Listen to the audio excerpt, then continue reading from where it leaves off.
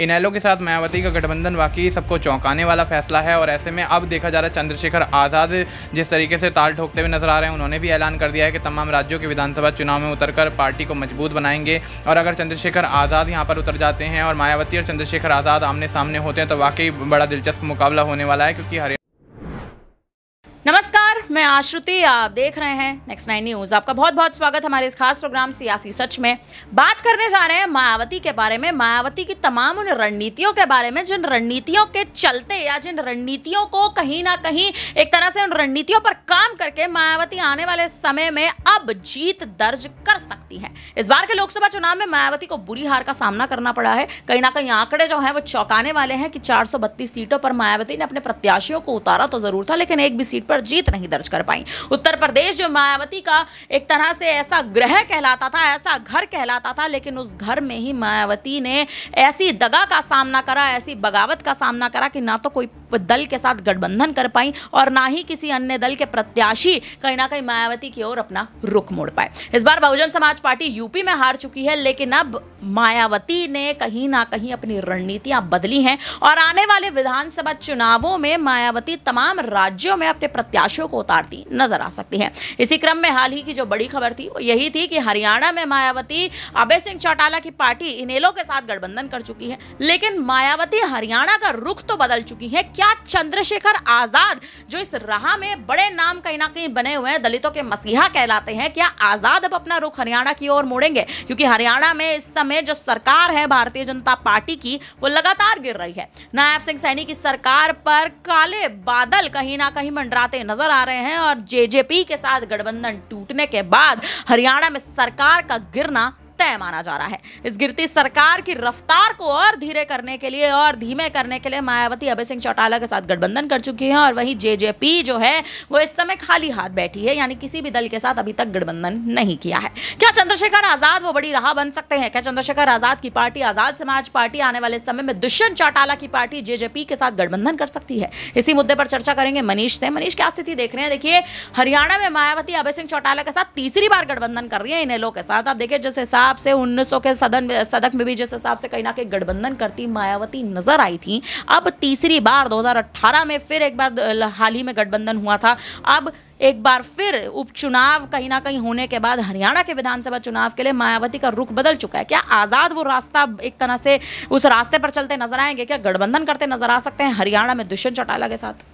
जी बिल्कुल, जिस तरीके से आश्रुति आपने पूरा घटनाक्रम बताया कि मायावती अब उत्तर प्रदेश के लोकसभा चुनाव में पिछड़ने के बाद उपचुनाव को लेकर भी तैयारियां करती हुई नजर आ रही हैं उत्तर प्रदेश के अंदर, और अब देखा जाए तो हरियाणा में विधानसभा चुनाव नज़दीक हैं तो इनेलो के साथ यहाँ पर गठबंधन कर रही हैं। और आपने जिस तरीके से बताया कि तीसरी बार ये गठबंधन होता हुआ नजर आ रहा है, तो ऐसे में अब आने वाले समय में हरियाणा के अंदर जो स्थिति फिलहाल जो बनी हुई है वो कहीं ना कहीं काफ़ी ज़्यादा गर्म माहौल हो रहा है, क्योंकि देखा जा रहा है जिस तरीके से यहाँ पर लोकसभा चुनाव में नायब सिंह सैनी के सीएम पद पर भी यहाँ पर गाज गिरती हुई नजर आई। यहाँ पर अगर अनिल विज की बात कर लें तो अनिल विज यहाँ पर बगावती सुर अपनाते हुए नजर आए। ऐसे में भारतीय जनता पार्टी का खेल बिगड़ा, लेकिन देखा गया हाल ही में कांग्रेस भी तितर बितर होती हुई नजर आई और ऐसे में अब इनेलो के साथ मायावती का गठबंधन वाकई सबको चौंकाने वाला फैसला है। और ऐसे में अब देखा जा रहा है चंद्रशेखर आज़ाद जिस तरीके से ताल ठोकते हुए नजर आ रहे हैं, उन्होंने भी ऐलान कर दिया है कि तमाम राज्यों के विधानसभा चुनाव में उतरकर पार्टी को मजबूत बनाएंगे और अगर चंद्रशेखर आज़ाद यहाँ पर उतर जाते हैं और मायावती और चंद्रशेखर आज़ाद आमने सामने होते हैं तो वाकई बड़ा दिलचस्प मुकाबला होने वाला है, क्योंकि हरियाणा की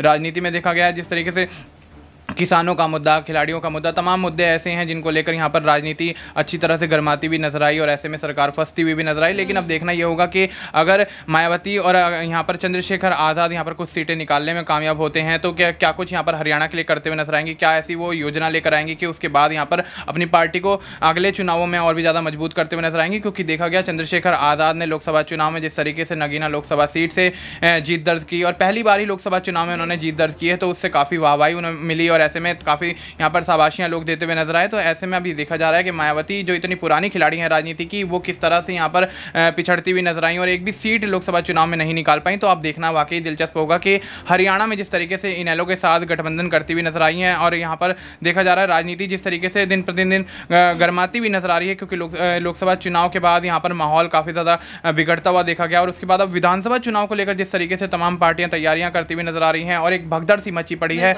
तो इस भगदड़ में किस तरीके से खुद को आगे निकालने में मायावती कामयाब होंगी, ये तो खैर आने वाले वक्त में ही पता लगेगा। बिल्कुल, कहीं ना कहीं मायावती हरियाणा में आखिर कैसे जीत दर्ज करेंगी, ये एक बड़ा एक चर्चित मुद्दा इस समय बना हुआ है। सुर्खियों में मायावती का नाम तो बना हुआ है, लेकिन मायावती के साथ आकाश आनंद का भी नाम है। अपने भतीजे को हाल ही में पार्टी से हटा दिया था, निष्कासित कर दिया था।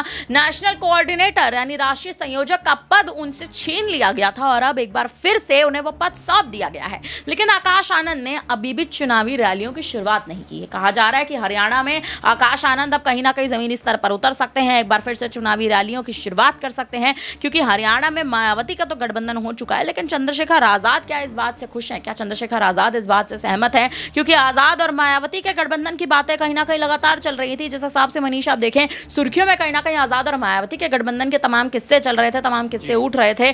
बहन करके मायावती को बहन जी करके आजाद पुकारते तो बहुत है, आकाश आनंद को अपना छोटा भाई कहते हैं। लेकिन क्या वही आजाद मायावती का गेम हरियाणा में बिगाड़ सकते हैं? जेजेपी की ओर क्या आप लगता है आपको चंद्रशेखर आजाद के पांव कहीं ना कहीं घूम सकते हैं? जी बिल्कुल, जननायक जनता पार्टी जिस तरीके से सूबे में यहाँ पर ताल ठोकती हुई नजर आई लोकसभा चुनाव में, और यहाँ पर नायब सिंह सैनी को अपनी तरफ खींचने की भी कोशिश की जेजेपी ने। और ऐसे में देखा जा रहा था उस दौरान जब नायब सिंह सैनी की कुर्सी पर जब आँच आती हुई नजर आई, तो यहाँ पर जेजेपी जो है पूरी कोशिश ऐसी करती हुई नजर आई कि भारतीय जनता पार्टी का खेल किसी भी तरह सूबे में बिगड़ता हुआ नजर आया। लेकिन अब जिस तरीके से आपने आज़ाद समाज पार्टी के प्रमुख चंद्रशेखर रावण की बात की है, वो जेजेपी की तरफ अगर रुख करते हैं तो वाकई यहाँ पर मुकाबला दिलचस्प होता हुआ नजर आएगा। और ऐसे में अब हरियाणा के अंदर कुछ ना कुछ सियासी समीकरण बदलते हुए बेशक नजर आएंगे, क्योंकि चंद्रशेखर रावण आजाद ने नगीना लोकसभा सीट से जिस तरीके से जीत दर्ज की है, किसी ने अंदाजा भी नहीं लगाया था इतने भारी मतों से वहां से वो जीत दर्ज करेंगे। और पहली बार की लोकसभा चुनाव में बड़ी जीत जिस तरीके से हासिल करते हुए नजर आए आजाद, तो अब ऐसे में अब हरियाणा में अगर उतर जाते हैं तो वाकई दोनों ही पार्टियों के बीच, बसपा और एएसपी दोनों के बीच यहाँ पर मुकाबला खड़ा देखने को मिल सकता है। क्योंकि जिस तरीके से लोकसभा चुनाव में भी देखा गया, दोनों एक दूसरे के विरोधी के तौर पर उतरे, और ऐसे में चंद्रशेखर आजाद फिर भी एक सीट निकालने में कामयाब रहे। और एक ही सीट से उन्होंने शायद लोकसभा चुनाव में उत्तर प्रदेश से ताल ठोकी थी और वही सीट वो जीतते हुए नजर आए। और ऐसे में मायावती जिस तरीके से काफी सीटों पर लड़ती हुई नजर आई, लेकिन एक भी सीट यहां पर मायावती को बचाना भारी होता हुआ नजर आया। और ऐसे में अब देखा जा रहा है कि मायावती को अगर अपनी पार्टी मजबूत करनी है तो अब गठबंधन का इनेलो के साथ जिस तरीके से आपने बताया सहारा लिया है, तो अगर ये गठबंधन कारगर रहता है तो वाकई मायावती के लिए राजनीति में आने वाले जो समय है वो काफी ज्यादा सुनहरा होने वाला है। और ऐसे में देखा जा रहा है अगर जेजेपी के साथ चंद्रशेखर आजाद आ जाते हैं तो वाकई यहाँ पर हरियाणा के अंदर कुछ बहुत बड़ा यहाँ पर बवाल होने वाला है। क्योंकि भारतीय जनता पार्टी और कांग्रेस जो है वो एक दूसरे के खिलाफ यहाँ पर बयानबाजी जिस तरीके से करते हुए नजर आए, शायद उनका भी यहाँ से चंद्रशेखर आजाद हरियाणा में उतरकर सुपड़ा साफ करते हुए नजर आएंगे। बिल्कुल, कहीं ना कहीं चंद्रशेखर आजाद इस वक्त हरियाणा में अगर उतरते हैं तो मायावती के गठबंधन का तमाम प्रस्तावों का सुपड़ा साफ करते आजाद साफ तौर पर नजर आ सकते हैं। क्योंकि चंद्रशेखर आजाद इस समय उत्तर प्रदेश की राजनीति में बड़ा नाम बने हुए हैं, लेकिन हरियाणा में, दिल्ली में, महाराष्ट्र में, बिहार में, तमाम राज्यों में जहां जहां भी विधानसभा चुनाव होने वाले हैं, चंद्रशेखर आजाद अपने प्रत्याशियों को उतारते नजर आएंगे। इसका बड़ा ऐलान कर चुके हैं, हाल ही में बड़ा बयान दे चुके हैं कि अन्य किसी दल के साथ गठबंधन तो मैं नहीं करूंगा, अकेले चुनाव लड़ूंगा। और यूपी में जो उपचुनाव हैं, जिन 10 सीटों पर उपचुनाव है, इन 10 सीटों के उपचुनाव में भी कहीं ना कहीं चंद्रशेखर आजाद जो है वो एक बड़ी भूमिका निभा सकते हैं, क्योंकि गठबंधन के लिए साफ इनकार कर चुके हैं।